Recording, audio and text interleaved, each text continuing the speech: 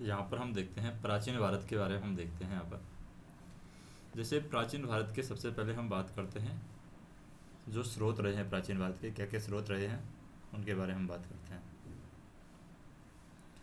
तो प्राचीन भारत के दो तरह के स्रोत हमें मिलते हैं, यानी प्राचीन भारत के बारे में जानकारी हमें दो तरह के सोर्सों से मिलती है। एक तो हमारा साहित्यिक स्रोत है, जो भी हमारे साहित्य लिखे गए उनसे हमें जानकारी मिलती है। दूसरा हमारा पुरातात्विक स्रोत हैं, उनसे हमें जानकारी मिलती है। साहित्यिक स्रोत क्या होती हैं? जो किताबें हमारे देश में लिखी गई हैं पुराने समय की, उनसे हमें प्राचीन भारत के बारे में जानकारी मिलती है, प्राचीन इतिहास के बारे में जानकारी मिलती है। और पुरातात्विक होते हैं जो भी हम खनन करते हैं, जो भी हम यहाँ पर सभ्यताएं मिलती हैं उनके बारे में जो जानकारी मिलती है वो पुरातात्विक स्रोत के अंदर आ जाते हैं। तो अपने देश के नामांकन के बारे में जानने की कोशिश करते हैं कि अपने देश का नामांकन है किस तरीके से हुआ है। भारत तक की यात्रा हम पढ़ते हैं यहाँ पर कि भारत क्यों बोला जाता है अपने देश को। तो हमारे देश का सबसे प्राचीनतम नाम है वो है आर्यवर्त, और हमारे देश में सभ्यता शुरू करने वाले आर्य ही थे। जो भी सभ्यता हमारे देश में शुरू हुई है वो आर्यों ने ही स्टार्ट की है। और ये लगभग 1500 ईसा यानी 1500 BC ईसा पूर्व में भारत में ये आर्य लोग हैं यहाँ पर आए थे। और इनके बारे में कहा जाता है कि इनका आगमन भारत में मध्य एशिया से हुआ है, यानी भारत में ये जो आर्य लोग हैं कहाँ से आए हैं? मध्य एशिया से आए हैं। और यहाँ पर हम बात करें कि यहाँ पर आर्यों ने भारत में आकर के पूरे भारत पर अधिकार किया है, और इन्होंने इस भूभाग को आर्यवर्त नाम दिया था। अब भारत के उत्तरी पश्चिमी भाग को हम बात करें, भारत का जो उत्तरी पश्चिमी भाग है उसे इतिहासकारों ने यहाँ पर सप्त सैंधव नाम दिया है, जो बाद में आर्यवर्त के नाम से जाना जाने लगा। तो ये उत्तरी पश्चिमी जो भाग है भारत का, उत्तरी पश्चिमी भाग कौन सा है? अगर हम भारत का उत्तरी पश्चिमी भाग देखें तो वो राजस्थान वाला एरिया आ जाएगा हमारा। तो वो सप्त सैंधव उनको नाम दिया गया था पहले, लेकिन बाद में इसका नाम है आर्यवर्त रखा गया है। फिर नेक्स्ट हम बात करते हैं महाभारत के समय की बात करते हैं। महाभारत है, महाभारत से अपने देश का नाम है ये भारत पड़ा है महाभारत से, ऐसा बताया जाता है। और यहाँ पर हम बात करें जो सम्राट भरत के नाम पर हमारे देश को भारतवर्ष यहाँ पर कहा जाता है। तो महाभारत के अगर पूर्वजों की कहानी हम जानने की कोशिश करते हैं तो वहाँ पर हमें सम्राट भरत मिलेंगे, और उन्हीं भरत के नाम पर हमारे देश का नाम है यहाँ पर भारतवर्ष हमें मिलता है। अब बात करते हैं हम जैन धर्म की। जैन धर्म की बात करें तो जैन धर्म के जो प्रथम तीर्थकर थे वो थे ऋषभदेव थे, और इनके दो पुत्र थे, पहले थे भरत और दूसरे थे गौमटेश्वर। तो यहाँ पर इनके दो यहाँ पर क्या थे? पुत्र थे ऋषभदेव के। और भरत के नाम पर हमारे देश का नाम है भारतवर्ष पड़ा है, ऐसा जैन धर्म में लिखा हुआ है। यानी जैन धर्म के लोग हैं ऐसा मानते हैं कि ऋषभदेव के दो पुत्र थे, भरत और गौमटेश्वर, उनमें से भरत जो नाम है यानी भरत नाम का जो पुत्र है उन्हीं के नाम पर हमारे देश का नाम भारत पड़ा है। फिर बात करते हैं हिंदुस्तान की। हिंदुस्तान क्यों बोला जाता है हमारे देश को? भारत पर प्रथम विदेशी आक्रमणकारी कौन थे? ईरान के फारसी थे यहाँ पर, यानी इनके द्वारा प्रथम बार आक्रमण किया गया था। भारत में प्रथम विदेशी लोगों ने आक्रमण किया था वो थे ईरान के फारसी थे, और जो स का उच्चारण है ई के रूप में यहाँ पर करते थे, जिससे वे सिंधु को क्या कहते थे? इंदु कहते थे। और फिर धीरे धीरे इसको हिंदुस्तान के रूप में जाना जाने लगा। स को ई बोलते थे, या हम बोल सकते हैं स को है बोलते थे। और सिंधु नदी के नाम से इनको क्या जाना जाने लगा? हिंदुस्तान नाम, हमारा देश का नाम यहाँ पर हिंदुस्तान पड़ जाता है। अब बात करते हैं हम नेक्स्ट, जैसे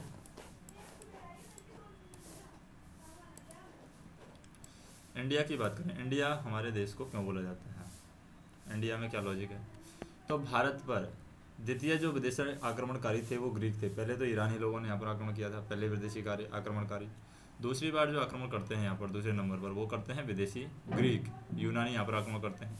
और यूनानी शासक अलेक्जेंडर सिकंदर था, इन्होंने हमारी सिंधु नदी को यहाँ पर इंडस कह करके पुकारा, जिससे हमारे देश का नाम क्या पड़ गया? इंडिया पड़ गया।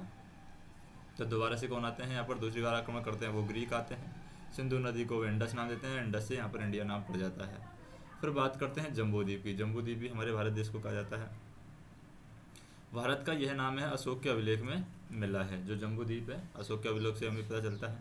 अशोक के अभिलेख को 1837 ईस्वी में जेम्स प्रिंसेप थे। जेम्स प्रिंसेप के द्वारा इस अशोक के अभिलेख को यहाँ पर पढ़ा जाता है और ऐसा माना जाता है कि अशोक के काल में जम्बू के पेड़ हैं अधिक पाए जाते थे, जिससे इसका नाम है यहाँ पर क्या पड़ा है, जम्बूद्वीप पड़ा है।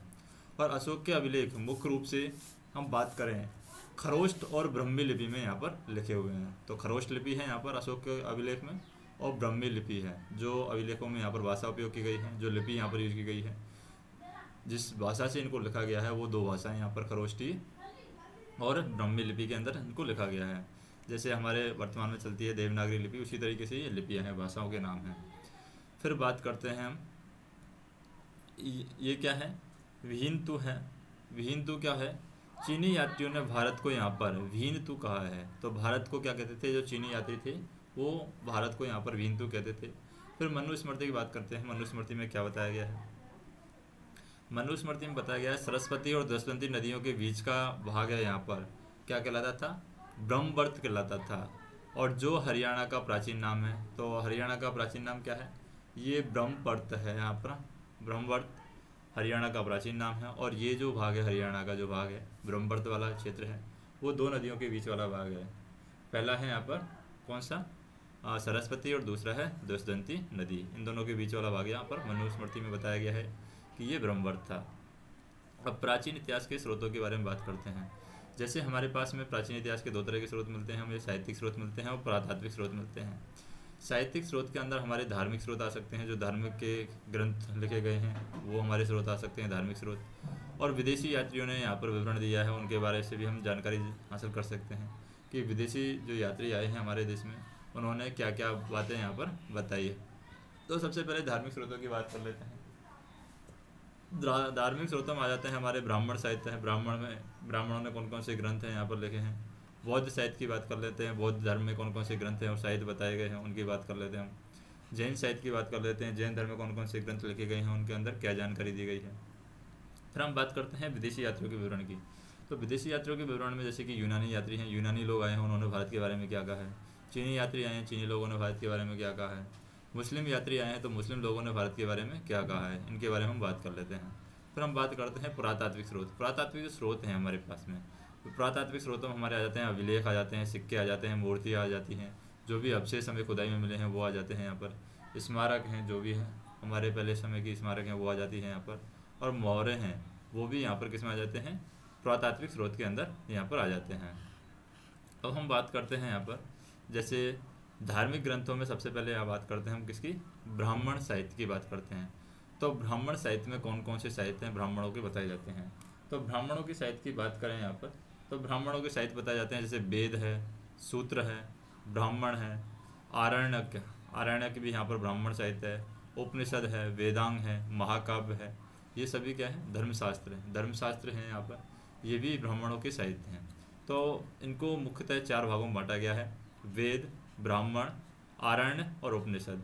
तो ये हमारे क्या कहलाते हैं, सब वैदिक साहित्य कहलाते हैं 4, वेद, ब्राह्मण, आरण्य और उपनिषद। तो बौद्ध साहित्य की बात करते हैं, ये तो हम हो गई हमारे ब्राह्मण साहित्य की बात। अब बात करते हैं बौद्ध साहित्य की बात। बौद्ध साहित्य है वो सबसे पहले बौद्ध साहित्य जो लिखा गया है, कौन सी भाषा में लिखा गया है, वो पाली भाषा के अंदर लिखा गया है। और बौद्ध में यहाँ पर एक ग्रंथ आ जाता है त्रिपिटक, यानी बौद्ध के जो भी ग्रंथ हैं, बौद्ध साहित्य को यहाँ पर बोला जाता है त्रिपिटक बोला जाता है यहाँ पर। और यहाँ पर हम बात करें त्रिपिटक में 3 पिटक कौन कौन से हैं, एक तो सुत्त पिटक है, त्रिपिटक के रचयिता यहाँ पर आनंद थे। एक सुत्त पिटक है, इसमें बौद्ध के शिक्षाओं के बारे में बताया गया है सुत्त पिटक में, यानी बौद्ध धर्म के अंदर किस तरीके की शिक्षा दी जाती है, किस तरीके की शिक्षा प्रणाली उस टाइम पर चलती थी, उनके बारे में सुत्त पिटक के अंदर बताया गया है। और त्रिपिटक के रचयिता यहाँ पर आनंद है। और दूसरा आता है हमारा विनय पिटक। विनय पिटक क्या है, विनय पिटक के जो रचयिता हैं ये उपाली, जैसे सूत पिटक के रचयिता कौन है, आनंद है, उसी तरीके से विनय पिटक के रचयिता हैं उपाली। और इसमें बौद्ध संघ के नियम बताए गए हैं, जैसे कि सूत पिटक में हमारे बताया सूत मतलब शिक्षा, शिक्षा के बारे में बताया गया है। विनय मतलब विनम्रता, विनम्रता मतलब नियम के बारे में बताया जाएगा, विनम्रता सिखाई जाएगी, नियम सिखाए जाएंगे, कायदे कानून सिखाए जाएंगे, तो वो आ जाएगा हमारा विनय पिटक के अंदर, यानी बौद्ध धर्म के नियम यहाँ पर बताए जाएंगे। तीसरा है वो है अभिधम पिटक। अभिधम पिटक के रचयिता हैं वो है मोगली पुत्रिस, ये मोगली, तो ये मोगली पुत्रिस है, ये रचयिता हैं इसके अभिधम पिटक के। और अशोक के समकालीन बौद्ध भिक्षुओं की यहाँ पर क्या है, जीवनी बताई गई है। अभिधम्म में मतलब कि मर गया एक तरीके से, अभिधम्म धम्म मतलब एक तरीके से मर गया है, मरने के बाद जो ग्रंथ लिखे जाते हैं उनके बारे में बताया गया है। तो अभिधम्म पिटक में आ जाता है यहाँ पर अशोक के समकालीन जो बौद्ध भिक्षुओं की जो जीवनी है उनके बारे में यहाँ पर बताया गया, जीवन के बारे में बताया गया। धम्म मतलब धार्मिक, धर्म, और धर्म किससे जुड़ा होता है, जीवन से जुड़ा होता है। तो इसलिए हम कह सकते हैं कि इसमें अशोक के समकालीन बौद्ध भिक्षुओं की जीवनी के बारे में बताया गया है। अब बात करते हैं यहाँ पर जैसे मोगली पुत्र से है, इसने अशोक का धर्म परिवर्तन करवाया था। जो भी यहाँ पर रचता था अभिधम्म पिटक का मोगली पुत्र से, इसने यहाँ पर अशोक का धर्म परिवर्तन करवाया था। और तीसरी बौद्ध महासंगति की यहाँ पर अध्यक्षता की थी। जो महासंगीत की यहाँ पर लगती थी बौद्ध महासंगीत की, उनमें से तीसरी बौद्ध महासंगीत की इन्होंने रक्षा की, मतलब कि अध्यक्षता की थी। जो भी कमेटी बैठाई गई थी उसमें इन्होंने अध्यक्षता की थी। अब बात करते हैं जैन ग्रंथों की। जैन ग्रंथ हैं वो किस में लिखे गए हैं, प्राकृत भाषा के अंदर लिखे गए हैं जैन ग्रंथ। और इन जैन ग्रंथों को क्या कहा जाता है, आगम कहा जाता है। जो भी जैन ग्रंथ होते हैं हमारे पास में, तो प्राचीन जैन ग्रंथ हैं वो क्या हैं, पुब्बो हैं। जो भी प्राचीन जैन ग्रंथ हैं वो हैं पुब्बो। इनके रचयिता हैं महावीर स्वामी हैं, और जो भी 24वें तीर्थकर थे ये यहाँ पर प्राचीन जो जैन धर्म है, जो जैन ग्रंथ हैं यहाँ पर पुब्बो, उनके रचयिता यहाँ पर माने जाते हैं। जैन ग्रंथों की रचना यहाँ पर द्वितीय जैन महासंगति 513 जो गुजरात में वल्लभी में आयोजित की गई थी, और जैन शिक्षाओं को यहाँ पर लिपिबद्ध किया गया था। यानी कि हम बात करें जैन ग्रंथों की रचना की, तो जैन ग्रंथों की रचना यहाँ पर कब की जाती है, द्वितीय जैन महासंगति में की जाती है। और जैन शिक्षाओं को यहाँ पर लिपिबद्ध किया गया था। फिर हम बात करते हैं यहाँ पर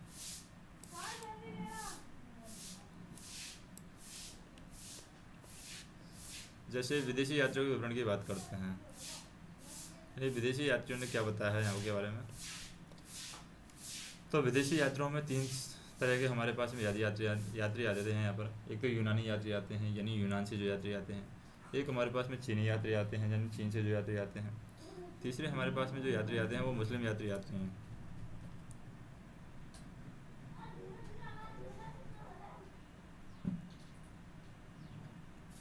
तो हम बात करते हैं यहाँ पर यूनानी जो यात्री हैं। यूनानी यात्री 4 यहाँ पर आते हैं। एक तो टेसियस आता है जो यूनान का यात्री था, टेसियस। दूसरा है यहाँ पर हेरोडोट्स है, जो कि हिस्टोरी का था। हेरोडोट्स भी यूनानी यात्री है। एक है नियाकिस भी यहाँ पर यूनानी यात्री है। और एक है एरिस्टोबुलस भी यहाँ पर यूनानी यात्री है। तो ये 4 यूनानी यात्री आते हैं हमारे पास में, टेसियस, हेरोडोट्स और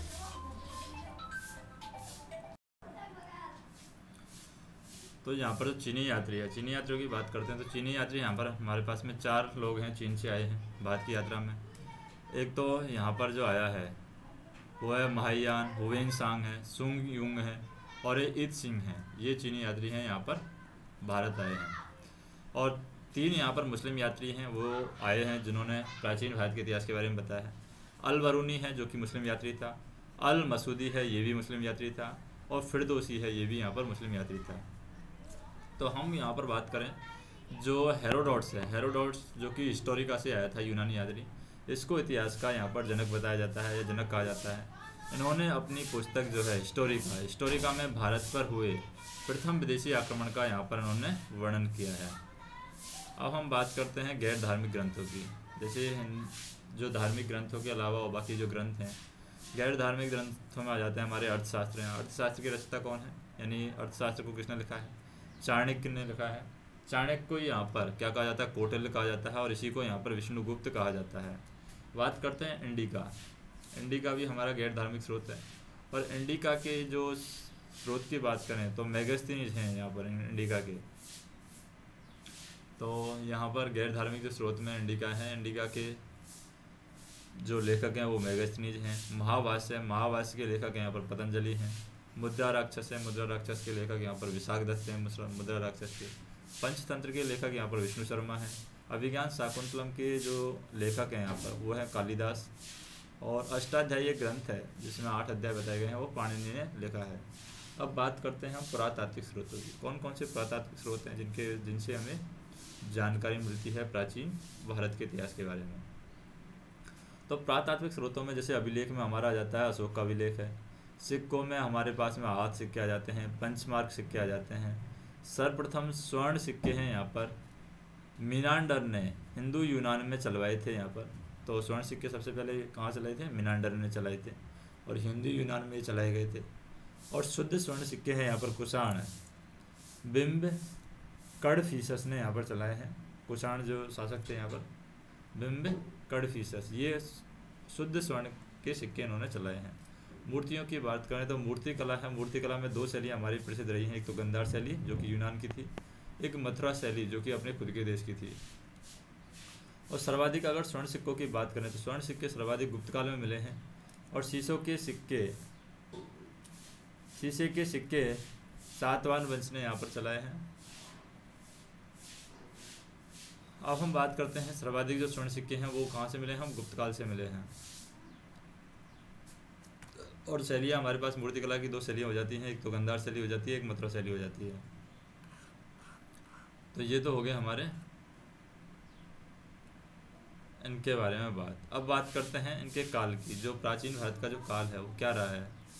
प्राचीन भारत का जो काल है यहाँ पर वो रहा है हमारा, तीन तरह से इसको बांट सकते हैं हम।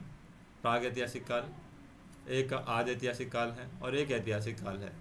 प्राग ऐतिहासिक काल है उसमें पाषाण काल आ जाते हैं हमारे पास में, पाषाण युग है, पूरा पाषाण युग आ जाता है। जैसे पुरा पाषाण काल है, मध्य पाषाण काल है, नव पाषाण काल है।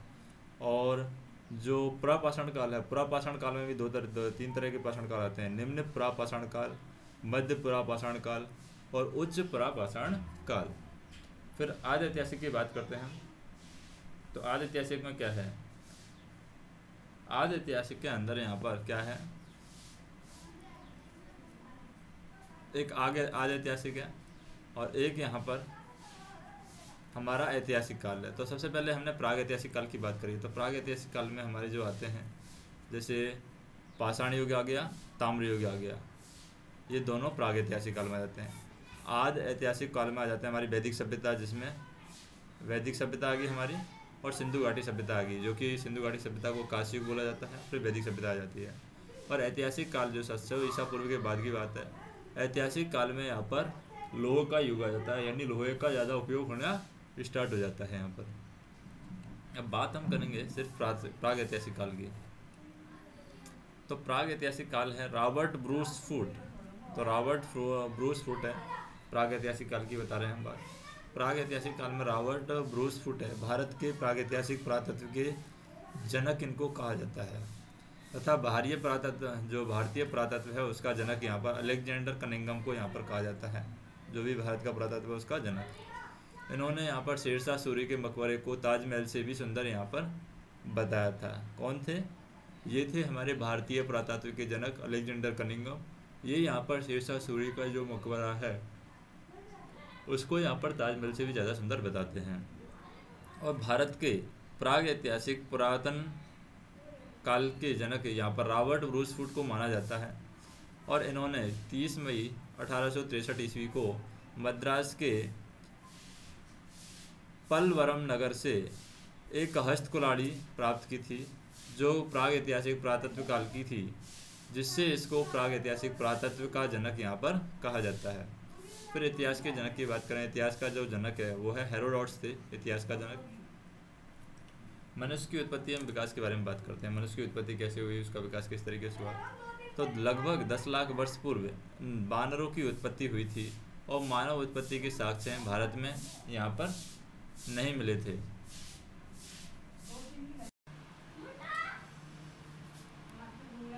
नेक्स्ट हम बात करें यहाँ पर मनुष्य की उत्पत्ति के बारे में बात कर रहे थे। जैसे मनुष्य की उत्पत्ति और विकास के बारे में बात करें, लगभग 10 लाख वर्ष पूर्व नर वानरों की उत्पत्ति हुई है और मानव उत्पत्ति के साक्ष्य यहाँ पर भारत में ही नहीं मिले हैं। इस काल की बात करें, इस काल में हेमोत्तर काल भी यहाँ पर कहा जाता है, जो भारत का ये काल है जिसमें नर वानरों की उत्पत्ति बताई जाती है। इसको हेमोत्तर काल भी यहाँ पर भारत के अंदर कहा गया है।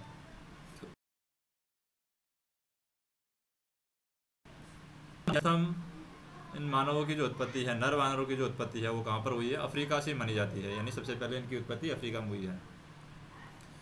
दक्षिण अफ्रीका में इन्हें यहाँ पर क्या कहा गया था? ऑस्ट्रेलोपिथेकस लोपिथिकस यहाँ पर कहा गया है। दक्षिण अफ्रीका में इन्हें ऑस्ट्रेलोपिथिकस के नाम से जाना जाता है। और इनके अलावा इनको यहाँ पर क्या कहा गया है, इनके अलावा इनको यहाँ पर जिजांथ्रोपस भी कहा गया है। और पूर्वी अफ्रीका में इनको जिजांथ्रोपस कहा जाता है। जो ऑस्ट्रेलोपिथिकस थे जो कि दक्षिण अफ्रीका के थे, इनको यहाँ पर ऑस्ट्रेलोपिथिकस कहा जाता है। और जो यहाँ पर पूर्वी अफ्रीका में जो लोग रहते थे, यानी पूर्वी अफ्रीका में जिनकी उत्पत्ति हुई है, उनको यहाँ पर जिजांथ्रोपस कहा जाता है। हम बात करें इंडोनेशिया की, इंडोनेशिया में इनको जावा मनुष्य कहा गया है, यानी जावा जगह थे। चीन के अंदर इनको पेकिंग मानव कहा गया है। और जर्मनी में इनको निएंडरथल मानव कहा गया है, जर्मनी के अंदर निएंडरथल कहा गया है। और हम बात करें इंग्लैंड की, इंग्लैंड में इनको पिल्टडाउन मानव कहा गया है।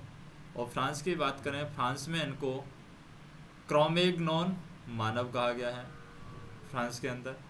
और यहाँ पर पामीर, यानी एशिया के अंदर पामीर के वाले जो पठार हैं, वहाँ पर इनको होमोसेपियंस यहाँ पर इनको कहा जाता है, जो भी यहाँ पर ये मानव हमें मिले हैं। अब बात करते हैं पाषाण युग की। पाषाण युग के अंदर क्या हुआ है? पाषाण युग में सबसे पहले आ जाता है हमारे पास में पुरापाषाण काल, यानी कि बहुत पुराना काल है। पाषाण काल का भी सबसे पहला भाग जो है वो पुरापाषाण काल है। और इस काल में मनुष्य के द्वारा आग का आविष्कार यहाँ पर किया जाता है। और यह जो काल है पूर्ण रूप से खाद्य संग्रहण पर यह आधारित रहा है। और इस काल में हम बात करें, मनुष्य इस काल में शिकारी का काम करता था, यानी शिकार करके अपना भूख शांत करता था। और इस काल में हम बात करें, सभी जो औजार हैं वो पत्थर से बनाए गए थे, क्योंकि पाषाण काल है तो पत्थर के औजार ही चलेंगे, सीधी सी बात है।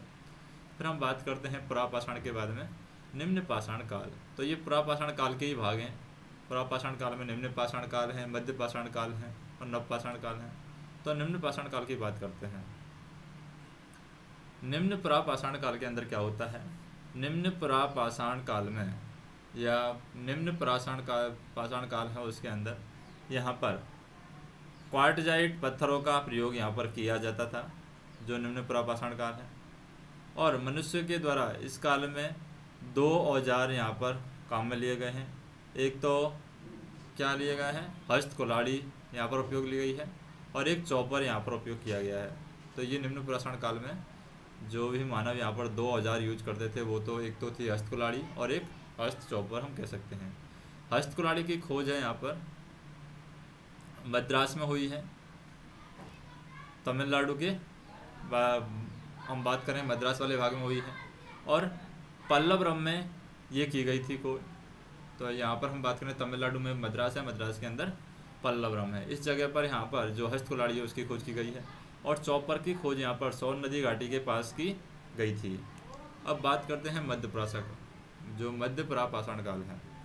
तो मध्य पुरापाषाण काल में, इस काल में जिन पत्थरों का प्रयोग हुआ है उन्हें हम जेस्पर और चर्ट पत्थर कहा गया है। यानी इस काल में जो पत्थर काम में ले रहे हैं मध्य पुरापाषाण काल में, उनमें हम काम में ले रहे हैं जेस्पर काम में ले रहे हैं और चर्ट पत्थर यहाँ पर काम में ले रहे हैं।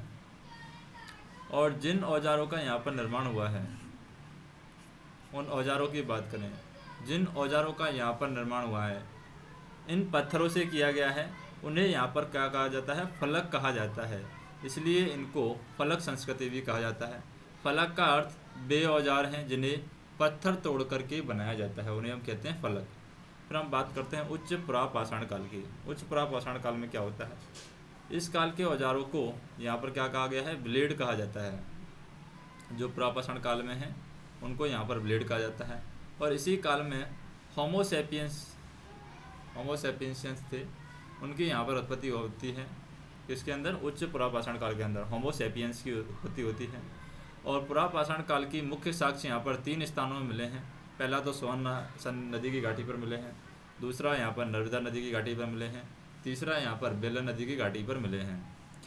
तो यहाँ पर हम बात करें पुरापाषाण काल में ही यहाँ पर हैंड एक्सिस जो क्लेवरस हैं, इसके स्क्रैप्टस यहाँ पर मिले थे।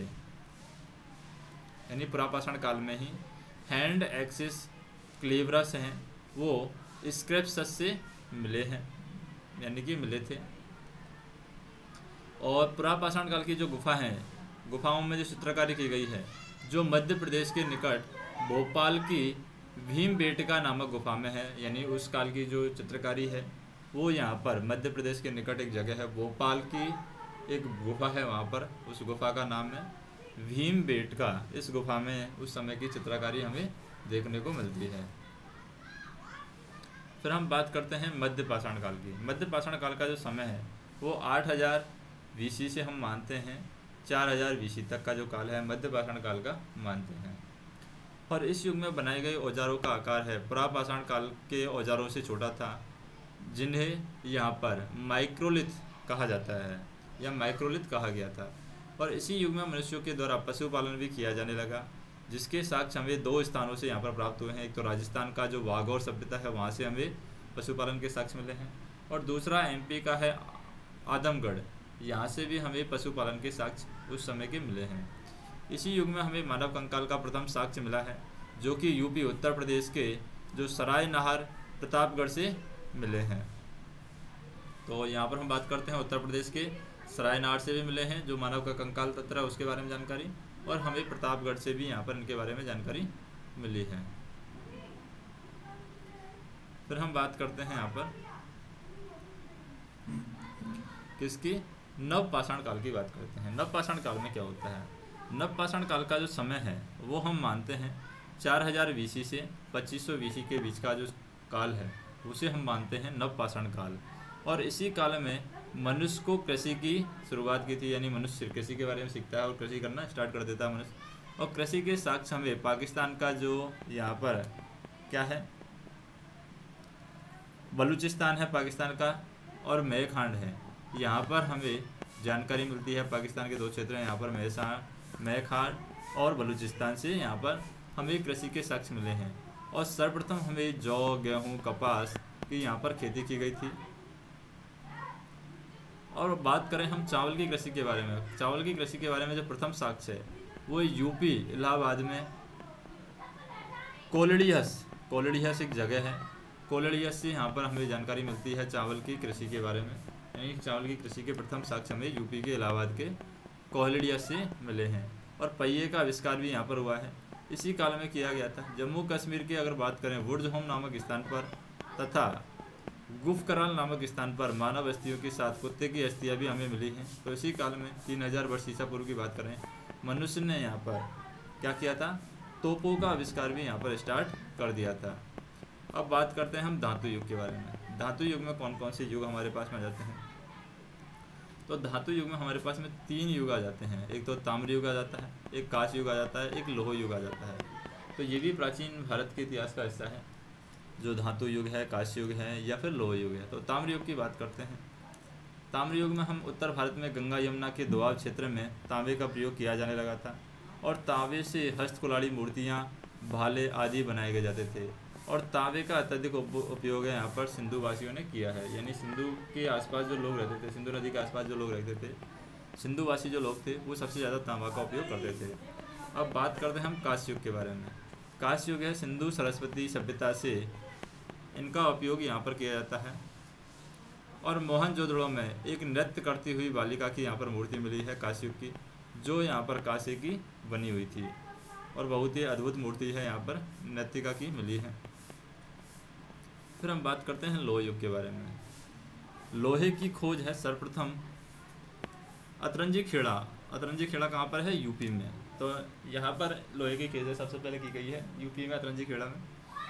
और यहाँ पर एशिया की बात करें, एशिया माइनर में लगभग के 1500 BC में यहाँ पर सही खोज की जा चुकी थी, और भारत में यह 1000 ईसा पूर्व में खोजा गया था। अगर लोहे की बात करें, लोहे की बात करें तो भारत में लोहा 1000 ईसा पूर्व में खोजा गया था, जो कि यूपी के अतरंजी खेड़ा में यहाँ पर लोहा खोजा जाता है। और सबसे पहले लगभग 600 BC में यहाँ पर क्या हुआ था? सबसे पहले 600 BC में जो यहाँ पर है हम्मानी वंश है, फारस के थे। फारस के हम्मानी वंश ने भारत पर आक्रमण करने के लिए लोहे का प्रयोग हथियार बनाने के लिए किया है। और यहाँ पर बात करें हम, भारत पर विदेशी आक्रमण करने वाला प्रथम शासक जो था वो था दारा प्रथम, और ये इसको बोलते हैं डेरियस प्रथम था। ये भारत पर विदेशी आक्रमण करने वाला पहला शासक था दारा प्रथम, जिसको हम बोलते हैं डेरियस प्रथम। अब बात करते हैं आद ऐतिहासिक काल। जो आद ऐतिहासिक काल है उसमें हमारी सभ्यताएं आ जाती हैं। तो आद ऐतिहासिक काल में सबसे पहले हम देखते हैं सिंधु घाटी सभ्यता। सबसे पहले सर्वप्रथम 18वीं शताब्दी में टीलों और पैंथर को यहाँ पर कुछ प्राचीन अवशेष यहाँ पर मिले हैं। टीलों में हमें मिले हैं और पत्थरों में भी हम कह सकते हैं कि यहाँ पर कुछ प्राचीन अवशेष हमें मिले हैं। इसके बाद 1826 में चार्ल्स मेनन ने यहाँ पर हड़प्पा नामक स्थान से कुछ साक्ष्य यहाँ पर प्राप्त किए हैं। और इसके बाद भारत की प्रथम यात्री रेल 16 अप्रैल 1853 को यहाँ पर चलाई गई है, मुंबई से थाने तक चलाई जाती है। और इस रेल का नाम है यहाँ पर ब्लैक ब्यूटी रखा गया था। तो सबसे पहले 16 अप्रैल 1853 को जो ट्रेन चलाई गई थी मुंबई से थाने के बीच में, इस रेल का नाम यहाँ पर ब्लैक ब्यूटी रखा जाता है। और भारत में प्रथम म्यूजियम लॉर्ड कैनिंग के द्वारा कोलकाता में खोला गया था। प्रथम म्यूजियम लॉर्ड कैनिंग के द्वारा, जो भारत का सबसे बड़ा संग्रहालय है। कोलकाता के अंदर जो म्यूजियम है लॉर्ड कैनिंग के द्वारा जो खोला गया है वो सबसे बड़ा संग्रहालय है भारत का। और 1899 से 1905 में भारत वायसराय लॉर्ड कर्जन था, जो एक पुरातत्ववेत्ता था।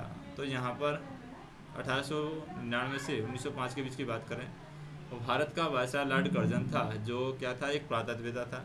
और इसी समय एक भारतीय पुरातत्विक सर्वेक्षण विभाग यहाँ पर बनाया गया, जिसका मुख्यालय कोलकाता में था। और इसका प्रथम अध्यक्ष यहाँ पर जॉन माराद था।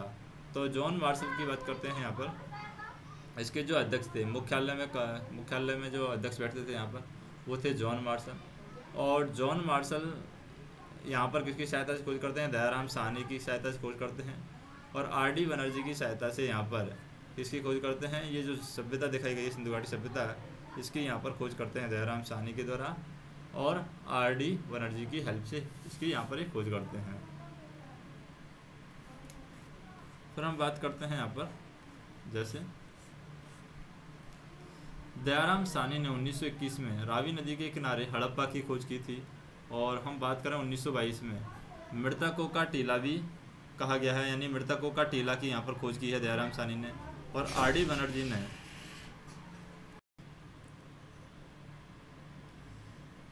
नेक्स्ट हम देखें यहाँ पर, जो 1922 में मृतकों का टीला की यहाँ पर खोज की गई है, आर.डी. बनर्जी ने की है। यहाँ पर मृतकों का टीला की खोज की है आर.डी. बनर्जी ने यहाँ पर की है, जो मोहनजोदड़ो के नाम से जाना गया है।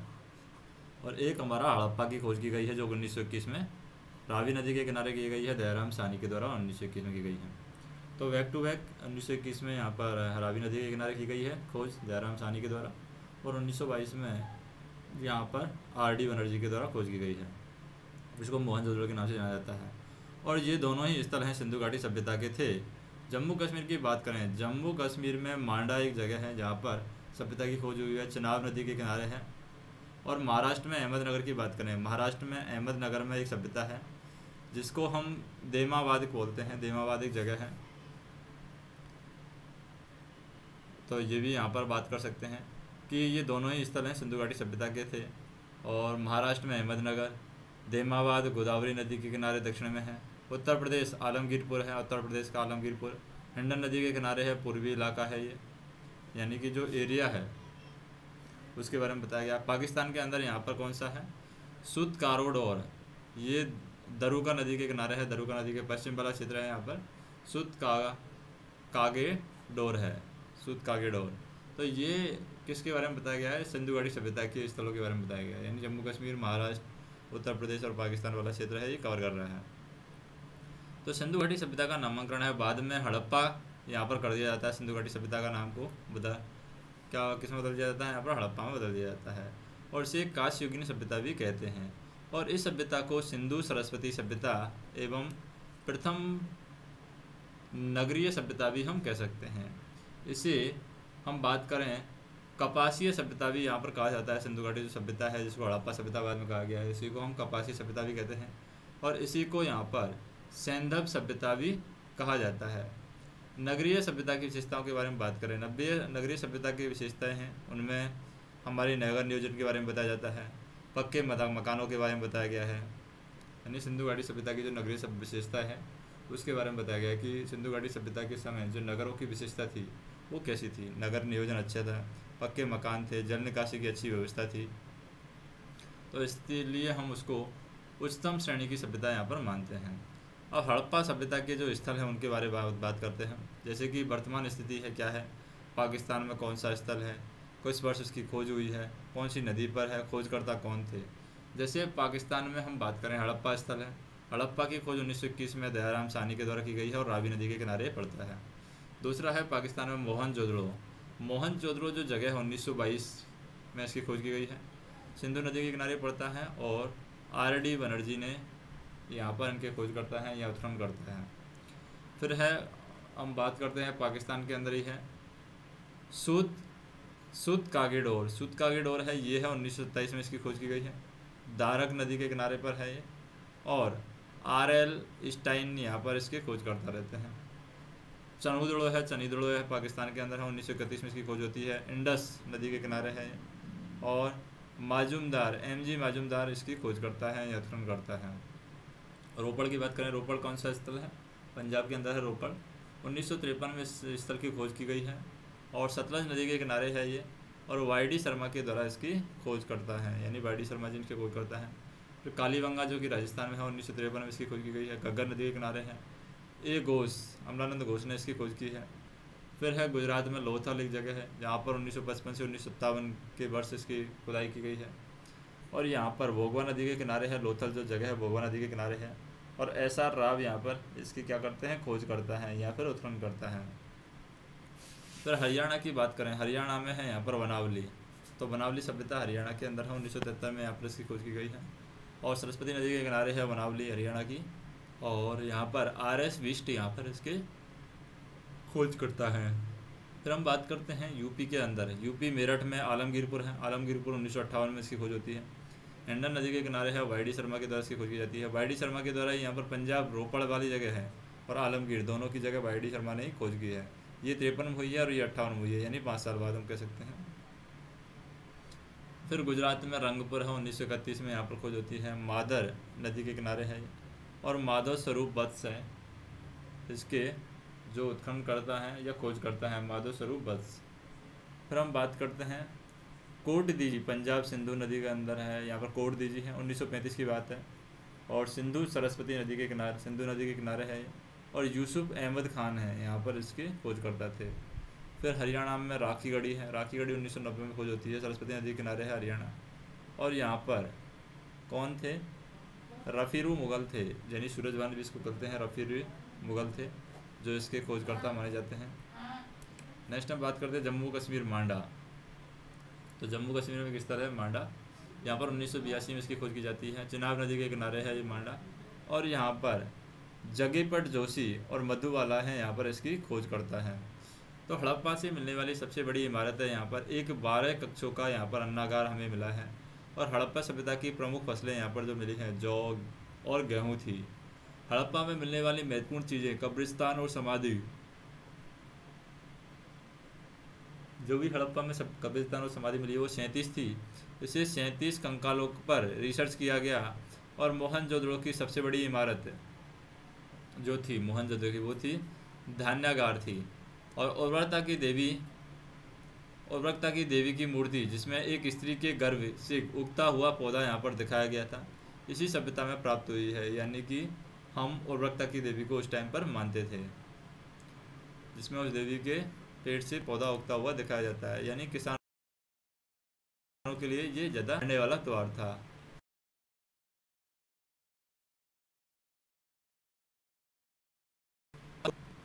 सभ्यता के बारे में, मोहनजोदड़ो जो सभ्यता है, ये मोहनजोदड़ो को यहाँ पर मृतकों का टीला भी यहाँ पर कहा जाता है। मोहनजोदड़ो की सबसे बड़ी इमारत थी वो थी अन्नागार, और मोहनजोदड़ो की हम बात करें, मोहनजोदड़ो की प्रसिद्धि जो इमारत है, मोहनजोदड़ो की सबसे प्रसिद्ध इमारत कौन है, वह स्नानागार यहाँ पर प्रसिद्ध इमारत है। और इसी सभ्यता में मोहनजोदड़ो जो सभ्यता है, इसी में नटराज की मूर्ति हमें मिली है, और इसी सभ्यता में पशुपति नाम की मूर्ति भी हमें मिली थी, जो कि यहाँ पर हम बात करें भगवान शिव की जो त्रिगुण रूप की मूर्ति है या त्रिमुखी मूर्ति है जिसकी हम बात करते हैं, जो भगवान की मूर्ति यहाँ पर नटराज की नहीं, यहाँ पर पशुपति की जो मूर्ति मिली है उस पशुपति मूर्ति के बारे में बताया गया कि पशुपति की जो मूर्ति है भगवान शिव को समर्पित है और त्रिगुण रूप की ये मूर्ति मिली है, जिसमें सिर पर क्या है, सिर पर सिंह है और यह मूर्ति एक मोहर पर है जिसमें 6 पशुओं की आकृति है। और उसमें हम बात करें कि इसी जो हमारी क्या है लिपि है या फिर हम बात कर सकते हैं यहाँ पर जो मूर्ति मिली है,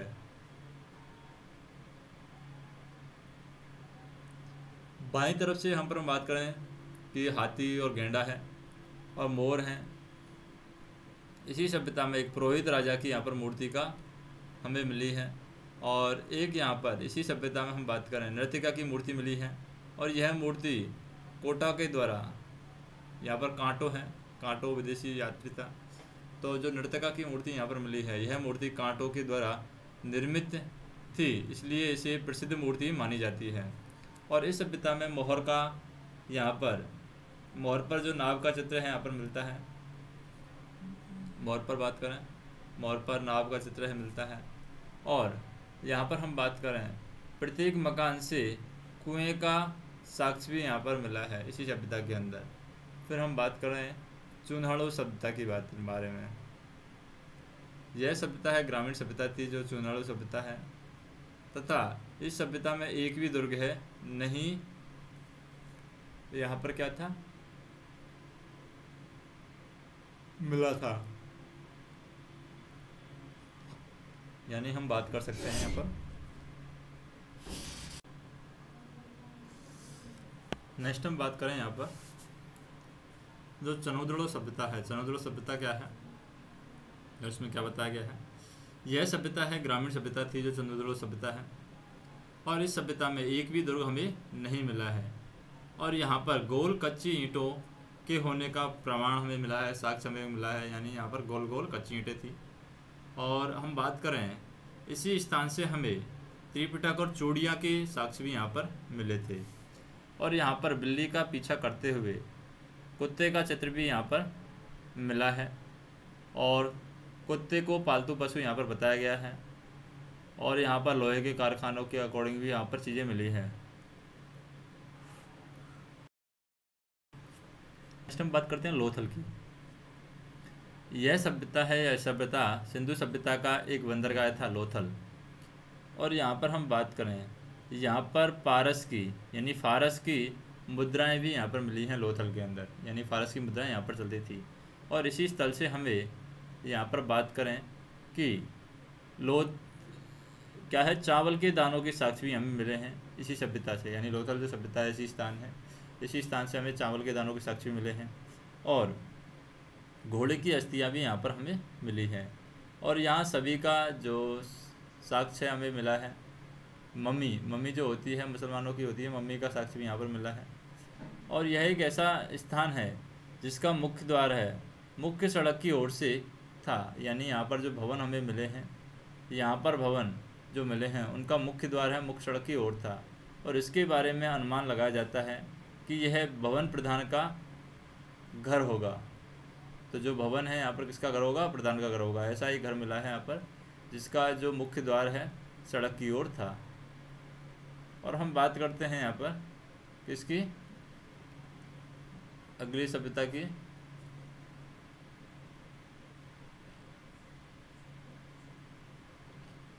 लोथल के बारे में दूसरी सभ्यता हम देखते हैं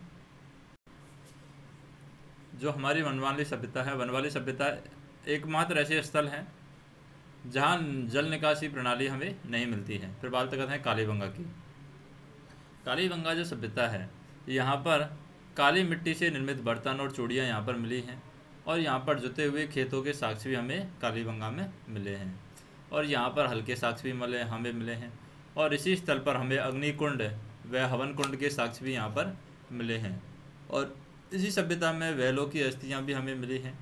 सिंधु घाटी सभ्यता का सबसे बड़ा जो स्थल है वो हम बात करते हैं, सिंधु घाटी सभ्यता का सबसे बड़ा स्थल राखी गढ़ी है सिंधु घाटी सभ्यता का सबसे बड़ा स्थल। और सिंधु घाटी सभ्यता में पाकिस्तान में सबसे बड़ा स्थल है वो है मोहनजोदड़ो। और सर्वाधिक हम बात करें भारत के सर्वाधिक जो विस्तार है इसका सिंधु घाटी सभ्यता का, तो सर्वाधिक विस्तार है भारत के गुजरात में इसका विस्तार है।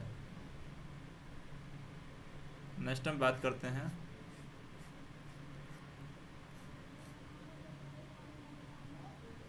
जैसे प्रशासनिक व्यवस्था से रिलेटेड कुछ चीज़ें देख लेते हैं। जैसे कि भारत का प्रशासनिक राजधानी है वो दिल्ली है। और हम बात करते हैं जो भारत की कल्चरल राजधानी है, सांस्कृतिक राजधानी है भारत की, वो वाराणसी है। और हम बात करते हैं विरासतीय राजधानी है भारत की, विरासतीय राजधानी विरासत में जो मिली है वो कोलकाता है। और भारत की वाणिज्यिक राजधानी यानी कि बिजनेस के मामले में जो राजधानी है वो है मुंबई। तो नगर नियोजन व्यवस्था की हम बात करते हैं। यहाँ पर नगर नियोजन जो व्यवस्था चली थी यहाँ पर सिंधु घाटी सभ्यता के अंदर या फिर हड़प्पा सभ्यता के अंदर नगर नियोजन सब व्यवस्था किस तरीके से चली थी। हड़प्पा सभ्यता में 2 प्रशासनिक राजधानियाँ हैं, एक तो हड़प्पा और एक मोहनजोदड़ो भी। इन्हें जुड़वा राजधानी भी कहते हैं। हड़प्पा सभ्यता की वाणिज्यिक राजधानी लोथल थी। अगर हम बात करें हड़प्पा सभ्यता में जो वाणिज्य आया, जो पैसा आया वो किससे आया, लोथल से आया। तो वाणिज्यिक राजधानी हड़प्पा सभ्यता की वाणिज्यिक राजधानी लोथल थी। और हड़प्पा सभ्यता में नगर नियोजन अवस्था में पक्की ईंटों का प्रयोग यहाँ पर किया गया है। ईंटों का प्रयोग के बाद में ऊंची ईंटों में यहाँ पर रक्षा दीवार, सड़क का प्रवेश द्वार में किया जाता था ऊंची ईंटों का उपयोग। और बात करें पक्की जो ईंटें थी, पक्की ईंटों से विशाल भवन यहाँ पर बनाए जाते थे। और अलंकृत ईंटों से केवल कालीबंगा में फर्श बनाए जाते थे। नेक्स्ट हम बात करें आकार की ईंटें भवनों के कोने कोने के रूप में उपयोग की जा सकती हैं। और पन्नीदार ईंटों का उपयोग है नाली बनाने में किया जाता था। एकमात्र स्थल जो आकार ईंटों यानी गोल का प्रयोग करता था वो था चन्नोदड़ो, यहाँ पर गोल का प्रयोग करता था। और इस सभ्यता में भवन जाल पद्धति के अनुसार बनाए जाते थे जिसमें ऑन एक दूसरे को सहयोग करता थी। और इसे यहाँ पर शतरंज के आकार की होती थी। और इसमें भवनों के प्रयोग के द्वारा मुख्य मार्ग की ओर का छेद छोड़ करके या कि न होकर के हम बात कर सकते हैं कि मुख्य मार्ग की ओर न होकर के पीछे की ओर राज्यों के सामने होते थे। नियोजित शहर की बात करें, जैसे नियोजित शहर उस समय के जो मिले हैं हमें वो है पश्चिमी टीला। अधिक ऊंचाई पर दुर्ग है दुर्ग टीला जो कि पुरोहित वर्ग के अंदर आता है। और अवसाद स्वरस है धोलावीरा में दुर्ग टीला आ जाता है। मध्यनागर और निचला टीला आ जाता है। पूर्वी टीला में कम ऊंचाई पर निचला शहर है न्यार टीले। और हम बात करते हैं नागरिक शिल्पकार शैली। तो नागरिक शिल्पकार शैली में जो अन्य कर्मचारी हैं हमारे वो नागरिक शिल्पकार शैली के अंदर आ जाते हैं, यानी कि ये अन्य शिल्पकार सैनिक के अंदर हमारे अन्य कर्मचारी यहाँ पर आ जाते हैं। देखेंगे वास्तुकला के बारे में, वो नेक्स्ट वीडियो में देखेंगे।